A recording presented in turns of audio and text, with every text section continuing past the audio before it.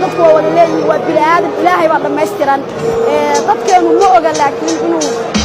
qofka madaxweynaha ah inuu bini'aadan yahay oo uu dhaliil yeelan karo sidoo kale waxa igu daris oo igu darin anigu inaan qoro waxaan arkaa dalal shisheeye oo madaxdooda ammaanaya annaguna waxaan ku caanbaxnay oo dadka dhan kaga duwannahay ummadaha dunida jooga oo kaga duwannahay waxaan dhaliilnaa madaxdeena maxamed cabdulaahi farmaajo taariikh soo dhammaystiran baa ku jirta waayo waxay daliil u tahay inay jiraan dhalinyaro weli nool oo dhegaysanaysa hadalka uu dhahayo qoraysane hadalka uu dhaho waxaa ku qoran kitaabkan sidoo kale daqiiqaduhu dhahaya iyo saacaduhu dhahayay waxbaa inii qabanayaan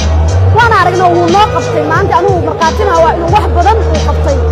welina waxaan ahay taageerihiisaan ahay anugu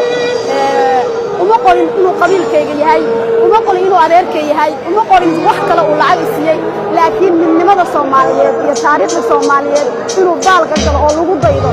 waayo may jirin qaab wax u qabto madax u qabato waxaynu ku leenahay aabbo danyartaad ku taabtay ayaa ku garab jooga aabbo dib u dhac ma oglina aabbo inoo dhamaystir aabbo arrinta qabiilada insha Allah farmaajo guul waa ku taageersanahay inta aniga ila mid